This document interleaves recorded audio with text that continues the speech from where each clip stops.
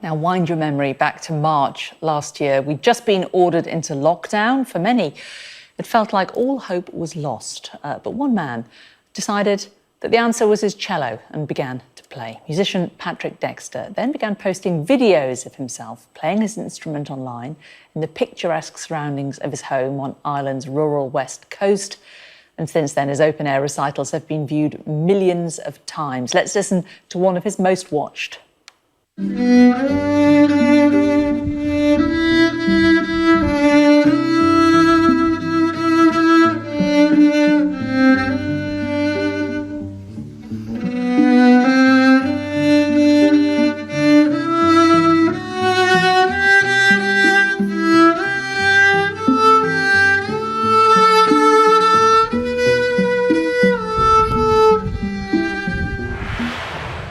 Well, it is St Patrick's Day, so who better to talk to than Patrick Dexter himself, live from County Mayo. We should make it clear, Patrick, you didn't just start playing the cello in March last year. You've been playing it for an awfully long time. When did you start?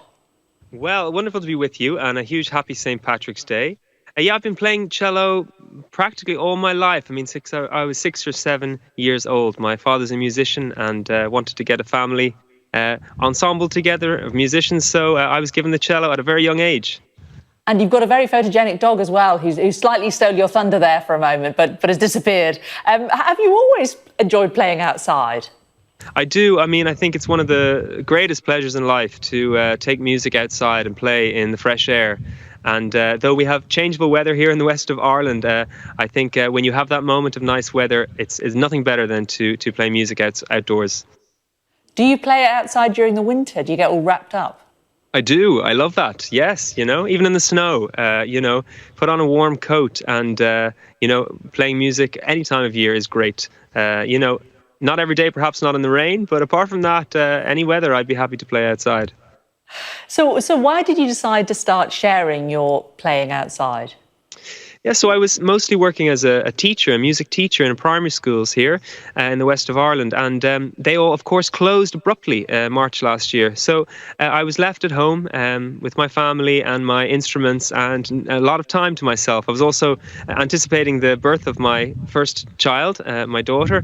And so we were waiting around trying to fill the days. And I thought to fill them with music, as I always do.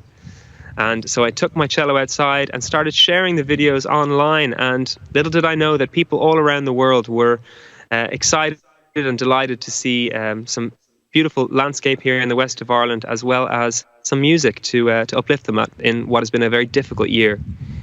Well, it is a very picturesque backdrop, which is part of the joy of listening to the music and looking at the hills and everything as well, isn't it? Did you start just playing for your pupils at school, or did you go straight to YouTube? Well, no, I started with friends and family. We were all trying to stay in contact. I'm from a big family, 7 children in my family, and, we're spread out around the country, and I have friends around the world, and, we were trying to stay in touch. We weren't going to see each other in lockdown, so sharing videos, like I'm sure you did, and everybody, staying in touch by little videos, sharing what you're doing, and for me, that was playing music. So first it was just in my private groups with my friends online, but it was friends actually who said to me, we love this, we look forward to seeing your music videos, you should share it publicly. And so I thought, lots of important things going on in the world. Is it really a place to be putting these videos out there that I love making here in my home? And my friend said yes, so I did share it online. And, I got such encouragement from the very first one, millions of people watching it around the world, that I was encouraged to continue. And I've been sharing music from my home every other day since that first lockdown, and now on into a year later. And what kind of response have you had? It's totally international, isn't it? I was just looking on Twitter at your followers, and they're from all over the world.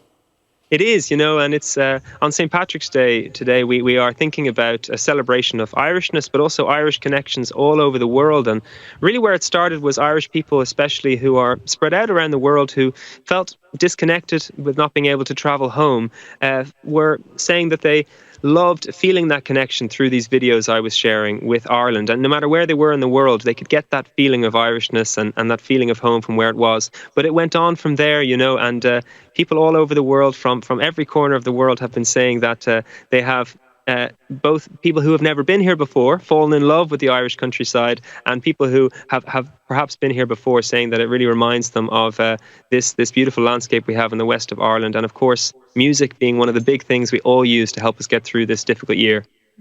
I mean, just tell us exactly where you are. I mean, just looking at those hills behind you, it is really stunning. What can we see? So I am in County Mayo, which if you think of the map of Ireland, like the shape of a body, as I often do, I'm on the fingertips that reach out into the Atlantic. So behind me is the sea here that connects up to the Atlantic, and I'm sheltered by these hills behind me which lead out into the open Atlantic, where I'm very fortunate to have them here because, of course, the Atlantic is fierce and wild and windy, and I have a little bit of shelter here in these hills. So yeah, the northwest corner of Ireland is where I am, that hand reaching out into the Atlantic.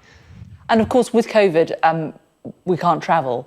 But do you have any concerns that, with this international stardom that you've now garnered, that once lockdown ends, you're going to have flocks of people wanting to come and visit you, take a selfie with you, and, spoil the peace and tranquility of your gorgeous corner of the world? Well, we're fortunate here in the west of Ireland, which is because there is just so many spots. I just happen to live in one corner and beside, one bit of the Atlantic and one set of hills. But the whole coastline, all the way up from the north down to the south, especially the west of Ireland, has beautiful corners. There's places that everybody goes to, the beaches and places like that. But off every road from those popular places is quiet places like this. There are, I would say, tens of thousands of these beautiful little nooks that you can find privacy in. So this, in some ways, is nothing special about where I live. It's just another corner of this beautiful country. And I think anybody who wants to visit, you can find a little private corner for your own, and won't have to offload. Well, and you never know, while you're sitting there enjoying it, you may hear the sounds of your cello drifting across the hills. You're going to play us out, aren't you, Patrick? I am going to play for you an old Irish ballad. You know it as Danny Boy, but it actually is a melody that goes far more ancient than that. The writer was actually born 450 years ago, and it's something that was supposedly brought to him by fairies as he dreamt. So this is the melody I'm going to play for you, Oh Danny Boy. Hope you enjoy. Great. Thanks very much, Patrick. Thanks for joining us.